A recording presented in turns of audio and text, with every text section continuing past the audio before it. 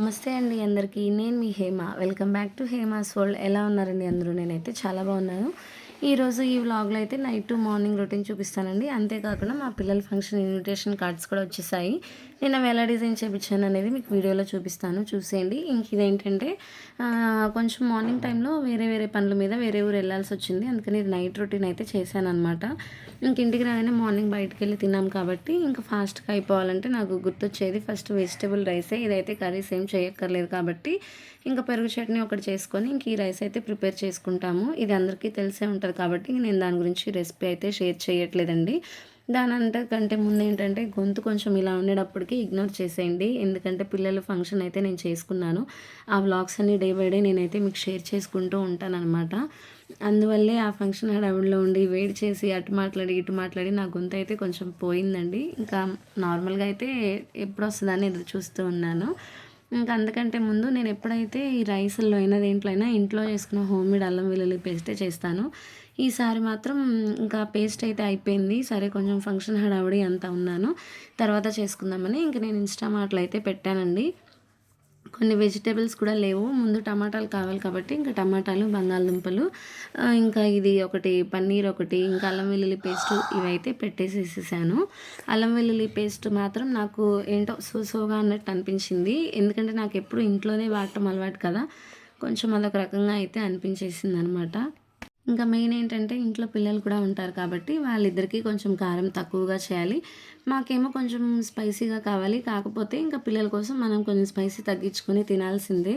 తప్పదు కదా! అందుకని నలుగురికి సరిపోయేటట్టుగా కొంచెం అటు ఇటుగా అయితే చేస్తాననమాట. ఇంక సరే అని చెప్పి ఎప్పుడైనా నేను వీలు కుదిరితే టైం ఉంది అంటే రైస్ కుక్కర్‌లో చేస్తానండి. లేదంటే ఇలా మామూలు కుక్కర్‌లోనే పెట్టేస్తాను. మామూలు కుక్కర్‌లో అయితే ఎప్పుడైనా ఒకసారి టైం బాలేదు అన్నప్పుడు మాత్రం అడుగంటుతది. ఇంకా ఆ రోజు అయితే విజిల్స్ రాలేదు. కాకపోతే నేనేంటంటే టైం ప్రకారం పెట్టుకొని చూసుకొని ఇంకా ఆఫ్ చేశాను. నాకు రైస్ కుక్కర్‌లో అయితే ఆ భయం ఉండదండి. ఎందుకంటే అలా పెట్టి అది అవ్వంగానే ఆగిపోతుంది గదా! ఈ అడుగంటే ప్రాబ్లము, విజిల్స్ ప్రాబ్లము అదేమీ ఉండదు. ఇంకా రైస్ కుక్కర్‌లో గూడా ఎక్కువ వండను.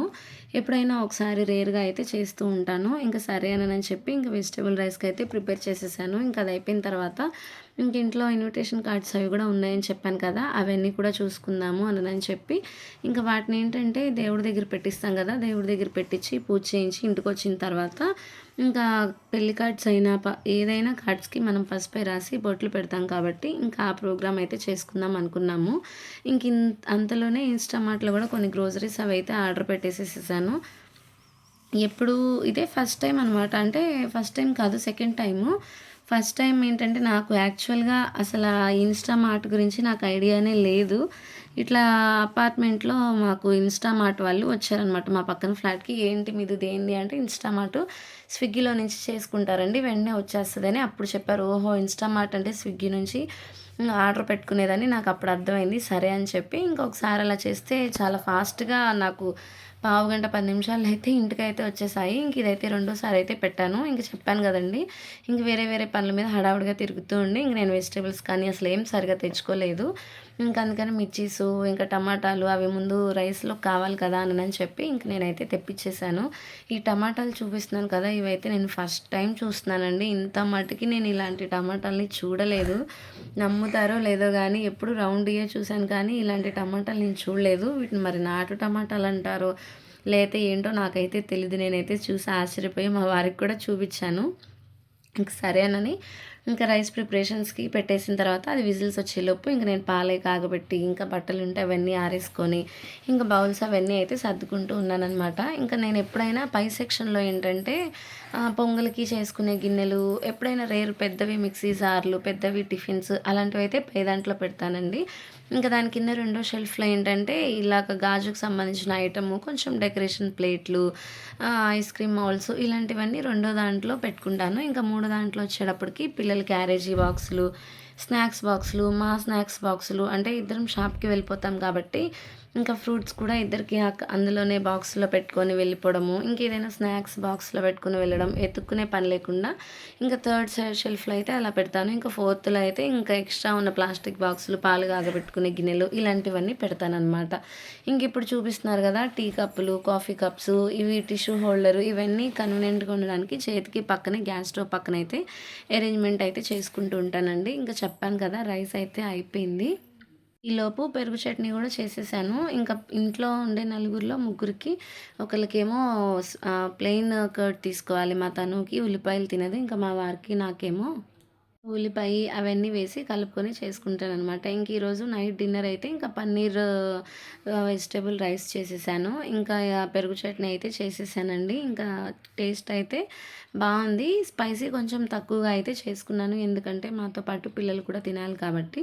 ఇంక ఇదంతా అయిపోయి మళ్ళీ కిచెన్ అంతా క్లీన్ చేసుకొని, బట్టలున్నవి ఫోల్డింగ్ చేసుకొని, ఇంకా పిల్లల్ని పడుకోబెట్టి అయ్యేటప్పటికి నైట్ అయితే 12:30, 1 అయితే అయితది. చెప్పాను కదండీ! పిల్లల ఇన్విటేషన్ కార్డ్ అదని చెప్పి.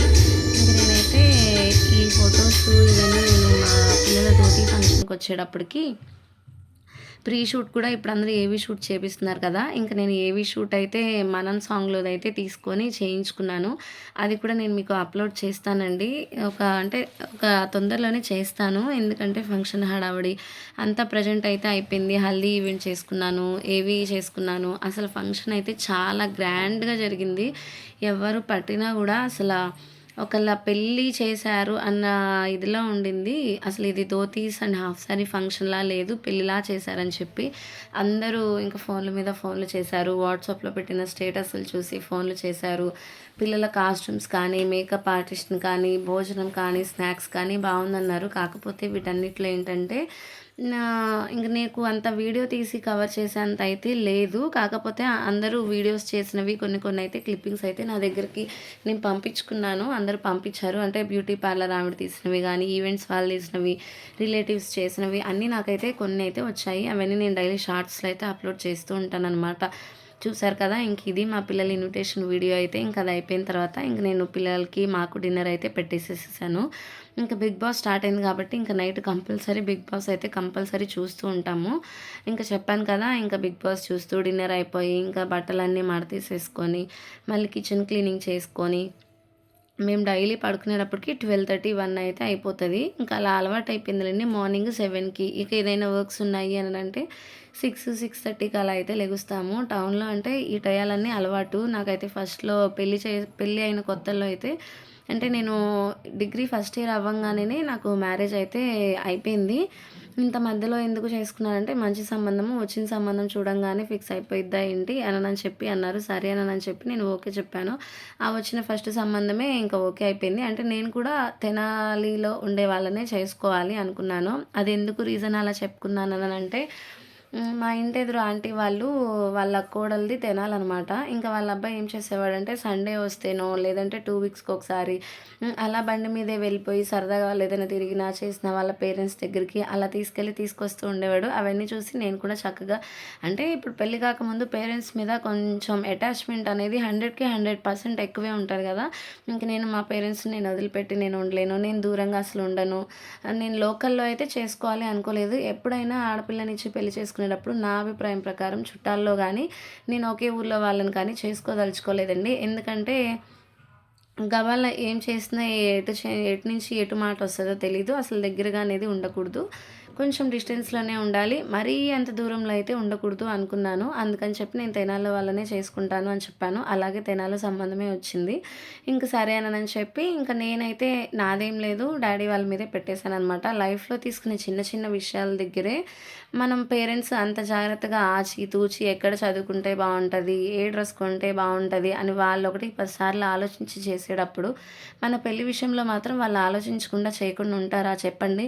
అందుకనే ఆ మ్యారేజ్ డెసిషన్ అంటే నా మైండ్ సెట్‌లో నా మనసులో ఇలా ఉంది. నేను తెనాలి వాళ్ళని అయితే చేసుకుంటాను అని చెప్పాను. ఇంకా దాంట్లో వాళ్ళు కూడా ఓకే అని చెప్పి ఎట్లాగో తెనాలిలో సంబంధం వచ్చింది కదా! ఆ అబ్బాయి అయితే ఎటువంటి అలవాట్లు లేవు. మంచి అబ్బాయి అనని చెప్పారు. అంటే మాకు రిలేటివ్స్ కాదు. మా పెద్దమ్మ వాళ్ళకి రిలేటివ్స్ అనమాట. ఇంక వాళ్ళు అలాగే గట్టిగా చెప్పేటప్పటికి ఇంక మీరు అబ్బాయి గురించి ఆలోచించాల్సిన అవసరం లేదన్నారు. ఇంక డ్యాడీ వాళ్ళైతే ఇంక ఫైనల్ చేశారు. నన్నడిగారు. నాదేం లేదు. మీకు ఓకే అయితే నాకు ఓకే అనని చెప్పేసాను. ఇంక అంత మెచ్యూరిటీ లెవెల్స్ అయితే నాకు అప్పటికి అంత లేదు. నేను ఏదైనా ఒకటే మైండ్ సెట్‌లో పెట్టుకున్నాను. అది ఏంటంటే చిన్న చిన్న విషయాల దగ్గరే పేరెంట్స్ అంత ఆలోచించి చేస్తారు. మన లైఫ్‌కి సంబంధించి బిగ్ అప్డేట్ అనేది ఇలాంటిది మ్యారేజ్ ప్రపోజల్ అనేది ఇంకా ఎంతో బాగా ఆలోచించి చేస్తారు. రాంగ్ డెసిషన్ వాళ్ళు తీసుకోరు అన్న నిర్ణయంతో నేను వాళ్ళ మాట ప్రకారం వెళ్ళిపోయాను. ఇంక నేను అనుకున్నట్టుగానే నాకు మ్యారేజ్ అయిన తర్వాత చిన్న చిన్న ప్రాబ్లమ్స్ వస్తూ ఉంటాయి గానీ, నాకెప్పుడు మాక్సిమం 99% నా హస్బెండ్ సైడ్ నుంచి నాకు గొడవలు అలాంటిదైతే ఏం లేదు. ఎప్పుడైనా ఏదైనా గిల్లి కజ్జాలనేది సరదా అవన్నీ లైఫ్‌లో. అలాంటివి లేకపోతే అది అసలు పెళ్ళిలో అంత ఇదే ఉండదు. తిట్టుకోవాలి, కొట్టుకోవడం నాకైతే రాదు. తిట్టుకోవాలి, అరుచుకోవాలి, అలగాలి, అలకలు తీర్చుకోవాలి. ఇవన్నీ చేసుకుంటేనే మ్యారేజ్ లైఫ్ అనేది బావుంటది. అలాంటి చిన్న చిన్నవైతే మా లైఫ్‌లో కూడా జరుగుతుంటాయి. మరీ సీరియస్ ఇష్యూస్ అయితే ఏముండవనమాట. ఇంకా అదండి నేనైతే ఆ ప్రపోజల్ పెట్టేశాను. ఇది ఇంకా నెక్స్ట్ డే మార్నింగ్. నేనైతే నెక్స్ట్ డే మార్నింగ్‌లోకి ఇంకా చారు, రసం అయితే పెట్టేసేసి ఉత్తపప్పు అయితే పెట్టాను. ఆ రోజు కూడా బయటికెళ్ళాల్సిన పని ఉంది. ఎందుకంటే మాకు ఫంక్షన్ డేట్ అయితే దగ్గరికొచ్చేసింది. ఇంకా 1 వీక్ ఏమో ఉందనుకుంటా. అక్కడ మా వారైతే ఇన్విటేషన్ కార్డు రిలేటివ్స్ అందరికీ ఫోన్ చేసి చెప్తున్నారు. ఇంక నేనైతే ఒక చిన్న వీడియో అయితే యాడ్ చేసుకున్నాను. అంటే పెద్దరికం అయితే వచ్చేసింది కదా ఇద్దరికీ. ఎందుకంటే బాబుకేమో ధోతి, పాపకైతే హాఫ్ సారీ ఫంక్షన్ చేస్తున్నామంటే ఇంక మనం ఆటోమేటిక్‌గా ఇక పెద్దోళ్ళం అయిపోయినట్టే. ఇంకా ఆయన పిలుస్తున్నారని చెప్పి ఫస్ట్ టైమ్ అలాగా పిలుస్తున్నారు, చేస్తున్నారని నవ్వొచ్చి నాకు గుర్తుగా ఉండాలని వీడియో అయితే తీసుకున్నాను. ఏంటే వీడియో తీస్తున్నావు అని చెప్పి అయితే నవ్వుతున్నారు. ఏం లేదులే మీరు పిలవండి పిలుస్తున్నారు కదా అని చెప్పి అన్నాను. అసలు ఎంత వయసు ఏంటి అనుకుంటున్నారా? మా బాబుకైతే 13 సంవత్సరాలు, మా పాపకైతే 9 సంవత్సరాలు. ఇప్పుడు పిల్లలేంటంటే 11వ సంవత్సరం వచ్చేదాకా చేస్తుంటే ఓణీల ఫంక్షన్ అది అవ్వంగానే వెంటనే ఇప్పుడుండే జనరేషన్‌ని ఇప్పుడు తినే ఫుడ్స్‌కేంటంటే వెంటనే మెచ్యూర్ అయిపోతున్నారు అనని చెప్పి నేనైతే 9, 13లోనే చేయాలి అనుకున్నాను. అంతే కాకుండా మగ పిల్లలకి 15 సంవత్సరాలకి చేస్తే ఏంటంటే వాళ్ళకి ఎంత అనుకున్నా అదొక బిడియంగా, భయంగా ఉంటది. ఇప్పుడు చిన్న వయసులో అయితే వాళ్ళు సరదాగా అన్నిట్లో పార్టిసిపేట్ చేస్తారు అనని చెప్పి నేనైతే ఫంక్షన్ అయితే అరేంజ్‌మెంట్ చేసుకున్నాను. అసలు మీరు చెప్పరు కానీ నేను షార్ట్స్‌లో మీకు అప్లోడ్ చేస్తుంటాను. మీరే చెప్తారండి. వీడియో అయితే అసలు అంత బాగున్నాయి. నేను పెడుతూ ఉంటాను కాబట్టి మీరు చూస్తూ ఉంటారులెండి. చెప్పాను కదా! రోజు మార్నింగ్ టిఫిన్‌కి ఏంటంటే మ్యాగీ అయితే చేసేసాను. ఎప్పుడైనా ఒకసారి అంటే ప్రాబ్లమ్ లేదులెండి. ఇంట్లో పిండిలు అవి కూడా నేనేం వేసుకోలేదు. అందుకని మ్యాగీ అయితే ఫాస్ట్‌గా అయిపోతుంది. ఇష్టంగా తింటారు పిల్లలని చెప్పి ఆ రోజైతే మ్యాగీ చేసేసి కర్రీకైతే పప్పు వండేసి చారైతే చేసేసాను. ఎందుకంటే కొంచెం అటు ఇటు వర్క్ బిజీగా ఉన్నప్పుడు కొంచెం లంచ్ అయినా, స్నాక్స్ అయినా ఈజీగా ఉండేటట్టు చేసుకోవాలి. నాకేదైనా పని మీద ఏదైనా బయటకి వెళ్ళాలి, తొందరగా అయిపోవాలంటే నేను ఫస్ట్ ఇలాంటివైతే చేస్తూ ఉంటాను. హెల్తీగా ఉండాలి, తొందరగా అయిపోవాలి అన్నట్టు చేస్తాను. పప్పు అయితే చెప్పక్కర్లేదు కదా! హెల్త్‌కైనా చాలా మంచిది. ఇందులో చాలా ప్రోటీన్ కూడా ఉంటుంది కాబట్టి ఉత్తపప్పు, చారైతే పెట్టేశాను. స్నాక్స్‌కైతే మొక్కజొన్న చిప్స్ అది కొంచెం అటు ఇటు ఉన్నా కానీ దానికేంటంటే పక్కన కాజు అయితే పెట్టేశాను. మార్నింగ్ అయితే స్నాక్స్ జీడిపప్పో లేదంటే చిప్సో తింటారు. ఈవినింగ్ లేదంటే జీడిపప్పో, చిప్సో అలా అయితే తింటూ ఉంటారని అవైతే పెట్టేసేసేసాననమాట. జీడిపప్పు, బాదాము హెల్త్‌కి ఎంత మంచిదైనా గానీ పిల్లలు మన దగ్గర తినాలి అంటే మారం చేస్తారు గదా! స్కూల్‌కెళ్ళిన తర్వాత మేడమ్స్, సార్స్ చూసుకుంటూ ఒక కంట కనిపెట్టుకుంటూ ఉంటారు కాబట్టి అక్కడ పారేసే ఛాన్స్ అయితే ఉండదు. వాళ్ళు ఎలా అయినా తినాల్సిందే. అలా అని 10, 10, 15, 15 అయితే పెట్టను. ఎందుకంటే వాళ్ళకి ఇప్పుడు అలవాటు లేని ఫుడ్ ఏదైనా నిదానంగానే అలవాటు చేయాలి. మనం అలా పెట్టినా వాళ్ళే ఎక్కువ తిని వామిటింగ్స్ చేసుకొని దాని మీద విరక్తి అయితే పుట్టేస్తది వాళ్ళకి. ఏ ఫుడ్ అయినా పిల్లలకి హెల్త్‌కి మంచిది అన్నప్పుడు ఒకేసారి చాలా చాలా అనేది పెడుతూ అలవాటు చేయకూడదండి. కొంచెం కొంచెం మినిమమ్‌గా పెడుతూ అలవాటైతే చేస్తూ ఉండాలి అని అనుకుంటాను. సరే అని చెప్పి ఈరోజు లంచ్‌కి, స్నాక్స్‌కి అయితే వాళ్ళకి ఇవైతే పెట్టేశాను.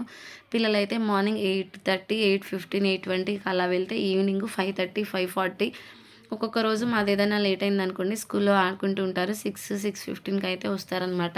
పిల్లల్ని బ్యాగులన్నీ రెడీ చేసి వాళ్ళని పంపించిన తర్వాత నేను బయట ముగ్గు అయితే వేసుకున్నాను.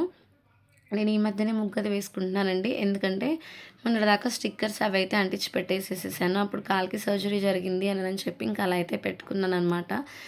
బయట ముగ్గు వేసేసుకొని మార్నింగ్ మా మేడొచ్చేసి ఇల్లు ఊడ్చి, ఇల్లు తుడిచేసి అంట్లు తోమి వెళ్తుంది కాబట్టి దాంతో నాకైతే ప్రాబ్లమ్ లేదు. ఇంకొక కర్రీ అయితే మార్నింగ్ పిల్లలకి మాకు అయితే కన్వీనియంట్‌గా చేసేస్తాను. ఇంకోటి చేయాలంటే లేట్ అయిపోతదని చెప్పి పిల్లలు వెళ్ళిన తర్వాత ఇంకో కర్రీ అయితే చేస్తానండి. వాళ్ళు వెళ్ళిన తర్వాత ముందు పాలైతే తాగేసి తర్వాత మిగతా వర్క్స్ అన్నీ చేసేసుకుంటాను. ఇంకా ఫ్రై చేయడం కూడా క్యాప్సికమ్ ఫ్రై అయితే చేశానండి నేను. ఇంక ఇది చేయడం అయిపోయిన తర్వాత మళ్ళీ దుప్పట్లు ఉంటాయి కదా, ఇంకా పిల్లలు మేము పడుకున్నవి ఇంకా ఆ దుప్పట్లు మడతేసేసేసి ఇంకా బట్టలు ఏమైనా ఉంటే వాషింగ్ మిషన్లో వేసుకొని ఇంక నేనైతే ఫ్రెష్ అవ్వడానికి స్నానంకి అయితే వెళ్ళిపోతానండి. ఇంక స్నానం చేసి వచ్చేసిన తర్వాత ఇంకేమైనా ఉంటే కనుక స్నాక్స్ ఏదైనా షాప్లో తినడానికి పెట్టేసేసుకొని ఇంకా రెడీ అయ్యి మళ్ళీ వంటగదంతా క్లీన్ చేసేసుకొని ఇంకా విండోస్ అవి కొంచెం ఓపెన్ చేసుకొని షాప్కి అయితే బయలుదేరి వెళ్ళిపోతానమాట. చూస్తున్నారు కదండి, నైట్ టు మార్నింగ్ రొటీన్ అయితే ఇలాగే ఉంటుంది. మీకు కనుక ఈ వ్లాగ్ అయితే నచ్చితే ఒక చిన్న లైక్ అయితే ఇచ్చేసి ఛానల్ని అయితే సబ్స్క్రైబ్ చేసుకోండి ఫ్రెండ్స్, ఓకేనా. మళ్ళీ మరొక కొత్త వ్లాగ్తో మీ ముందుకైతే వచ్చేస్తాను. ఇంక ఈ ఫిష్లు మాత్రం మార్నింగ్ షాప్కి వెళ్ళేటప్పుడు వేస్తాను. 10-10:30 అలా అయితే షాప్కి అయితే వెళ్ళిపోతానులేండి. నైట్ 11:30, 12 అలా అయితే ఫుడ్ అయితే వేస్తానన్నమాట. వాటికి ఫుడ్ ఎక్కువ వేసినా కూడా పాపం అవి చచ్చిపోతాయంట. ఫస్ట్లో మాకు తెలియక రోజుకి మనం 3 సార్లు తింటాం అన్నట్టు వాటికి నేను 3 సార్లు అయితే వేసేదాన్ని. అవి దెబ్బకు చచ్చిపోయినాయి. ఇలా చచ్చిపోయినాయి అంటే అలా వేయకూడదండి. మార్నింగ్ ఒకసారి, నైట్ లేదంటే ఈవినింగ్ ఒకసారి అలా అన్నారు. అప్పటి నుంచి 2 టైమ్సే వేస్తున్నాను అనమాట. ఓకే ఫ్రెండ్స్, బాయ్ ఫ్రెండ్స్, అంత మటుకి బాయ్ బాయ్.